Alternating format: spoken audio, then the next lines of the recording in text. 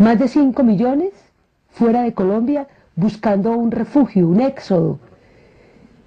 Acaba de entregar el Instituto Interamericano de Derechos Humanos y la Corte Interamericana de Derechos Humanos acaba de entregar un informe sobre el efecto de la violencia política sobre las mujeres.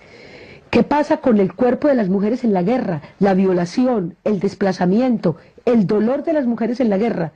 A mí sí me da vergüenza que haya un 70% de colombianas y colombianos, según lo muestra la prensa, favoreciendo una política de represión.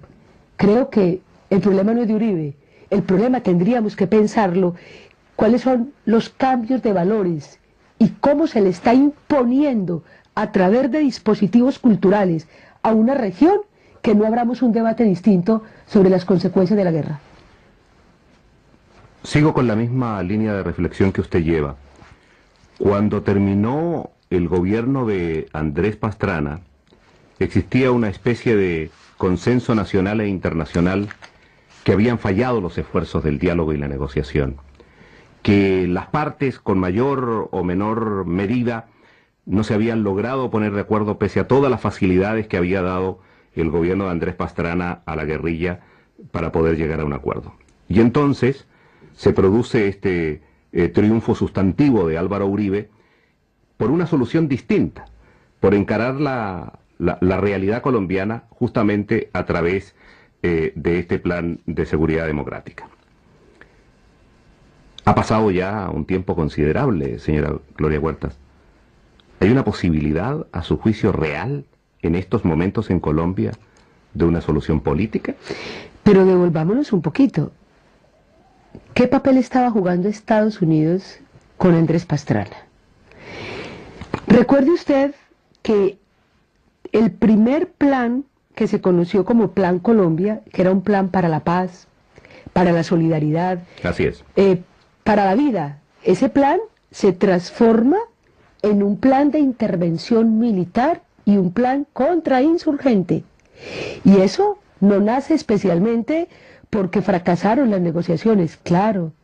Cuando estamos hablando de un conflicto de más de 50 años y de intereses económicos para afianzar un modelo neoliberal, es compleja la situación. Y se presentaron muchos inconvenientes y seguramente las FARC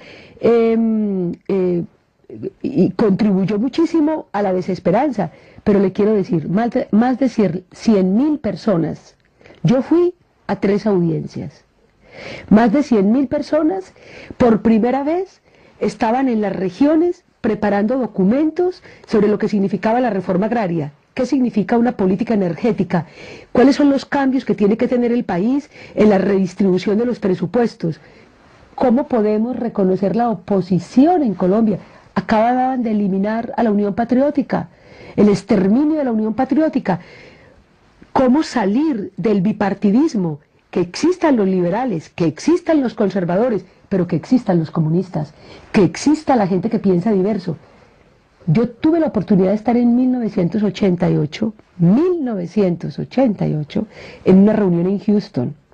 Nos invitaron a 12 personas, el Departamento de Estado de los Estados Unidos, una reunión que se hizo a bajo perfil. Yo quedé tan sorprendida con lo que estaba oyendo, porque desde ese momento venía cualificándose como el futuro del país, en términos del papel de los Estados Unidos en lo que se llamaba paz. Y yo recuerdo que uno de los debates más profundos tenía que ver cómo negociar sin ceder, y cómo lograr vencer al opositor para salvar la democracia. Mire, quiero decirle que en 1988 en Houston, cuando yo escuché todo esto, seguramente me falta mucha formación política, seguramente me falta mucha formación económica, pero no me falta dignidad. No me falta sentimiento como mujer para entender que ese no era el camino, que el camino no es fumigar las regiones, que el camino no es asesinar las mujeres y los campesinos porque se supone que esa mujer o ese campesino son amigos de las FARC o del ELN. Esa no es la metodología. Y con el gobierno de Andrés Pastrana tampoco Andrés Pastrana le contó la realidad del país, y es, si efectivamente este camino no funcionaba, nos correspondía a nosotros, como ciudadanos, a la sociedad civil colombiana, que hay unos esfuerzos muy grandes en Colombia, desde las regiones, de los movimientos afro, de los indígenas, de las mujeres, que no queremos la guerra, que le estamos diciendo a las FARC, al ELN, al gobierno colombiano, que tenemos que buscar salidas. Pero hoy yo siento la situación mucho más compleja, porque hoy tenemos radares, la privatización del conflicto colombiano. Estados Unidos ha dividido los contratos. No vamos a tener la ocupación que tuvo Irak o que Afganistán. En Colombia hay otro método. En Colombia hoy tenemos la frontera con Ecuador, la frontera con Venezuela. Tenemos las fumigaciones, el manejo de los helicópteros. Las tropas americanas están hoy en Melgar, Tolima, en el sur del país. Hay tropas americanas en Colombia y están cada vez más bajándole el perfil y colocando el tema simplemente desconociendo que existe un conflicto y que si no hay diálogo, mira, si no hay salida política al conflicto, la salida no es militar. Y el desangre y la desesperanza va a ser mayor en Colombia. Pero si le entiendo bien, ¿usted cree que hay solución política en la medida que los ciudadanos asuman su responsabilidad, en la medida que se asuman esfuerzos de parte de la sociedad civil, que por muy meritorios que sean, son fragmentados? Es decir, hablando de forma directa, esto se soluciona respecto de la fuerza política que uno tiene para poner sobre la mesa, ¿o no? Mira, aquí entra otro elemento que seguramente nos falta mucho análisis. ¿Qué ha significado estos últimos 10 años en Colombia el papel de la cooperación internacional para la paz? ¿Y cuál es el efecto?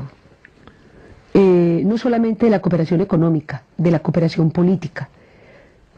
Y a la vez que estamos viendo cómo se relaciona los intereses económicos internacionales sobre el país, eso también tiene que mostrarse el costo que está teniendo sobre la sociedad. Yo creo que a pesar de los esfuerzos que tenemos, ahora existe una esperanza. Yo siento que en medio de toda la dificultad, déjeme que le diga que yo creo que hoy el polo democrático alternativo va generando, con todas las dificultades que usted quiera, con las divisiones que tengamos, está generando un espacio de unidad, y creo... Está creando esa fuerza política necesaria. Pero claro, y tiene un hombre como Carlos Gaviria, que permite confianza, permite credibilidad, le permite seguridad al cuerpo diplomático acreditado en Colombia.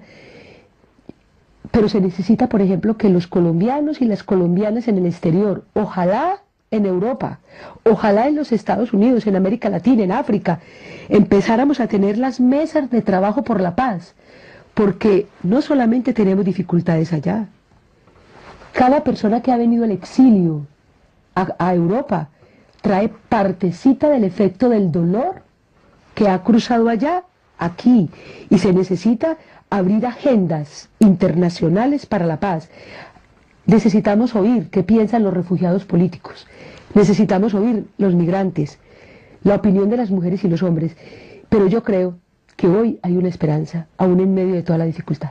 Pero usted quería comentar lo que a su juicio es una crítica, ¿verdad?, a la presencia de la comunidad internacional estos últimos años en el conflicto en Colombia. Pero claro, en eso yo le quiero decir que una mujer argentina decía que ella quería escribir un libro mío que se llamaba, que dijera Mujeres Inconvenientes.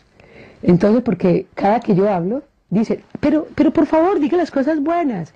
Claro, pero mira, si hoy evaluamos cuál ha sido el papel de la USAID en Colombia, la Agencia de Cooperación de los Estados Unidos, hay mucho dinero, mucho dinero. Y todo ese dinero en un país que cada vez más de 5 millones fuera de Colombia buscando un refugio, un éxodo. Acaba de entregar el Instituto Interamericano de Derechos Humanos y la Corte Interamericana de Derechos Humanos acaba de entregar un informe sobre el efecto de la violencia política sobre las mujeres. ¿Qué pasa con el cuerpo de las mujeres en la guerra? La violación, el desplazamiento, el dolor de las mujeres en la guerra. A mí sí me da vergüenza que haya un 70% de colombianas y colombianos, según lo muestra la prensa, favoreciendo una política de represión.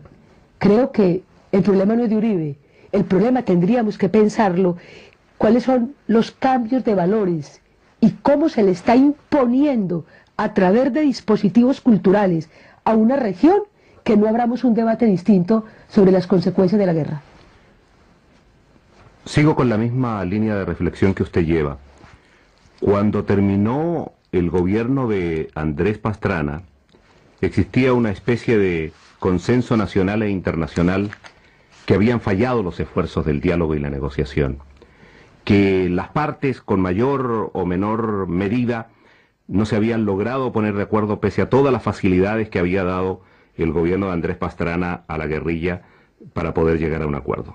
Y entonces se produce este triunfo sustantivo de Álvaro Uribe por una solución distinta, por encarar la realidad colombiana justamente a través de este plan de seguridad democrática.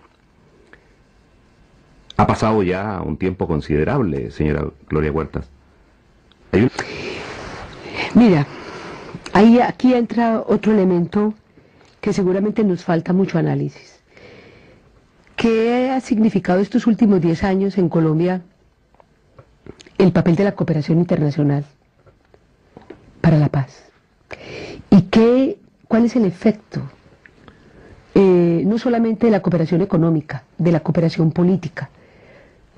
Y a la vez que estamos viendo cómo se relaciona los intereses económicos internacionales sobre el país, eso también tiene que mostrarse el costo que está teniendo sobre la sociedad. Yo creo que a pesar de los esfuerzos que tenemos, ahora existe una esperanza. Yo siento que en medio de toda la dificultad, déjeme que le diga que yo creo que hoy el polo democrático alternativo va generando, con todas las dificultades que usted quiera, con las divisiones que tengamos, está generando un espacio de unidad, y creo... Está creando esa fuerza política necesaria. Pero claro, y tiene un hombre como Carlos Gaviria, que permite confianza, permite credibilidad, le permite seguridad al cuerpo diplomático acreditado en Colombia. Pero se necesita, por ejemplo, que los colombianos y las colombianas en el exterior, ojalá en Europa, ojalá en los Estados Unidos, en América Latina, en África, empezáramos a tener las mesas de trabajo por la paz, porque no solamente tenemos dificultades allá. Cada persona que ha venido al exilio a Europa trae... ¿Una posibilidad, a su juicio, real en estos momentos en Colombia de una solución política? Pero devolvámonos un poquito. ¿Qué papel estaba jugando Estados Unidos con Andrés Pastrana? Recuerde usted que el primer plan que se conoció como Plan Colombia, que era un plan para la paz, para la solidaridad, así es, para la vida, ese plan se transforma en un plan de intervención militar y un plan contrainsurgente. Y eso no nace especialmente porque fracasaron las negociaciones, claro. Cuando estamos hablando de un conflicto de más de 50 años y de intereses económicos para afianzar un modelo neoliberal, es compleja la situación. Y se presentaron muchos inconvenientes, y seguramente las FARC contribuyó muchísimo a la desesperanza. Pero le quiero decir, más de 100.000 personas, yo fui a 3 audiencias, más de 100.000 personas por primera vez estaban en las regiones preparando documentos sobre lo que significaba la reforma agraria, qué significa una política energética, cuáles son los cambios que tiene que tener el país en la redistribución de los presupuestos. ¿Cómo podemos reconocer la oposición en Colombia? Acababan de eliminar a la Unión Patriótica, el exterminio de la Unión Patriótica. ¿Cómo salir del bipartidismo? Que existan los liberales, que existan los conservadores, pero que existan los comunistas, que exista la gente que piensa diverso. Yo tuve la oportunidad de estar en 1988, no queremos la guerra, que le estamos diciendo a las FARC, al ELN, al gobierno colombiano, que tenemos que buscar salidas, pero hoy yo siento la situación mucho más compleja, porque hoy tenemos radares, la privatización del conflicto colombiano. Estados Unidos ha dividido los contratos. No vamos a tener la ocupación que tuvo Irak o que Afganistán. En Colombia hay otro método. En Colombia hoy tenemos la frontera con Ecuador, la frontera con Venezuela. Tenemos las fumigaciones, el manejo de los helicópteros. Las tropas americanas están hoy en Melgar, Tolima, en el sur del país. Hay tropas americanas en Colombia y están cada vez más bajándole el perfil y colocando el tema simplemente desconociendo que existe un conflicto y que si no hay diálogo, mira, si no hay salida política al conflicto, la salida no es militar. Y el desangre y la desesperanza va a ser mayor en Colombia. Pero si le entiendo bien, ¿usted cree que hay solución política en la medida que los ciudadanos asuman su responsabilidad, en la medida que se asuman esfuerzos de parte de la sociedad civil, que por muy meritorios que sean, son fragmentados? Es decir, hablando de forma directa, esto se soluciona respecto de la fuerza política que uno tiene para poner sobre la mesa, ¿o no? En una reunión en Houston, nos invitaron a 12 personas, el Departamento de Estado de los Estados Unidos, una reunión que se hizo a bajo perfil. Yo quedé tan sorprendida con lo que estaba oyendo, porque desde ese momento venía cualificándose como el futuro del país, en términos del papel de los Estados Unidos en lo que se llamaba paz. Y yo recuerdo que uno de los debates más profundos tenía que ver cómo negociar sin ceder, y cómo lograr vencer al opositor para salvar la democracia. Mire, quiero decirle que en 1988 en Houston, cuando yo escuché todo esto, seguramente me falta mucha formación política, seguramente me falta mucha formación económica, pero no me falta dignidad. No me falta sentimiento como mujer para entender que ese no era el camino, que el camino no es fumigar las regiones, que el camino no es asesinar las mujeres y los campesinos porque se supone que esa mujer o ese campesino son amigos de las FARC o del ELN. Esa no es la metodología. Y con el gobierno de Andrés Pastrana, tampoco Andrés Pastrana le contó la realidad del país.